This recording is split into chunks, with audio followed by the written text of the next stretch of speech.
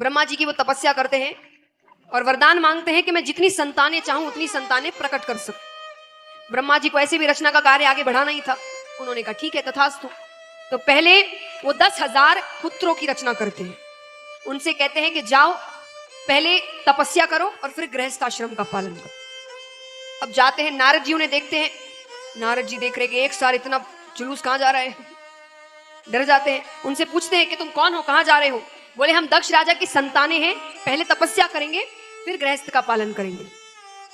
नारद जी कहते सोना पहनने के बाद कोई पीतल पहनता है? तप करने जा रहे हैं और फिर गृहस्थ का पालन करोगे? नारद जी ने कहा एक काम करो, पहले मेरे प्रश्न का उत्तर दो। अगर उत्तर दे दिया तब तो जो मन में आए करो, नहीं दिया तो जीवन भर तप ही करना। बोले ठीक है। बोले ये जो पृथ्वी है ना, इसका आदि कहां से और अंत कहां पे, शुरुआत कहां से और अंत कहां पे? बच्चों ने कहा नहीं पता। तो बोले तपस्या करो। फिर चले जाते हैं। दक्ष राजा को गुस्सा आता है, पर अब ब्रह्मा जी के पुत्र है, कोई कुछ कर नहीं सकता। फिर वो 1,000 पुत्रों की रचना करते हैं। उनसे भी यही कहते हैं। उनसे भी नारद जी बीच में मिलते हैं, वही प्रश्न करते हैं, जवाब नहीं दे पाते। बोले जाओ तपस्या कर। अब दक्ष राजा को क्रोध आ जाता है, तो नारद जी के पास आकर कहते हैं कि आपको जगह जगह जाकर बात बिगाड़ने की आदत है ना, मैं श्राप देता हूं आप एक घड़ी से ज्यादा कहीं ठहर नहीं पाई। अच्छा, एक घड़ी मतलब एक घड़ी यानी 24 मिनट। पहले घड़ी के हिसाब से समय चलता था, 1 घड़ी 2 घड़ी 3 घड़ी। 1 घड़ी का मतलब होता है आज के समय पर 24 मिनट।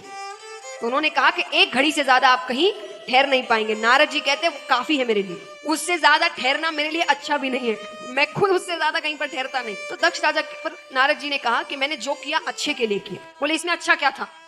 बोले आप जानते हैं ब्रह्मा जी ने रचना का कार्य इतना आगे नहीं बढ़ाया अभी। बोले हाँ तभी तो मैं कर रहा हूं। तो बोले तुमने क्या किया? बोले मैंने 10,000 पुत्रों की रचना की। बोले उनसे क्या कहा? बोले गृहस्थ का पालन करो। किसके साथ? पहले 10,000 पुत्रियों को तो रचना करो, वो किसके साथ गृहस्थ का पालन करेंगे? तब दक्ष राजा को समझ आता है, अपनी गलती का एहसास होता है कि इससे तो पाप ही बढ़ता, और क्या होता, मैंने पुत्रियों की रचना ही नहीं करी। तब जाकर दक्ष राजा 60,000 पुत्रियों की रचना पहले करते हैं। उसके बाद पुत्रों की रचना आरंभ करके घर बनाना, संसार बनाना, ये महिलाओं का काम है। मकान ये जरूर भले ही दे देते होंगे, लेकिन वो घर जब तक उसमें एक महिला ना हो, स्त्री ना हो, वो बन नहीं सकते। कहते ना गृहिणी किसको कहते हैं? गृहिणी किसको कहते हैं? घर संभालती हो नहीं, घर जिसका ऋणी है, वो जितने कार्य घर के लिए करती है उतना कोई नहीं करता।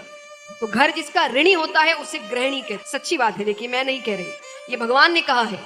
भगवान कहते हैं नारियों का ऋण कोई नहीं चुका सकता। यशोदा मैया से ठाकुर जी ने कहा था कि मैं खुद भगवान हूं, पर मैं भी आपका ऋण नहीं चुका सकता। जो एक माँ, पत्नी, बहन, बेटी जो करती है, उसका ऋण भगवान कहते हैं मैं भी नहीं चुका सकता। अरे मुझे भी पैदा तुमने किया है, यशोदा मैया नहीं होती तो भगवान किसके घर पैदा होता है कि नहीं? तुम्हारा। जिस घर में नारियों का सम्मान होता है वो घर बहुत ऊंचा जाता है।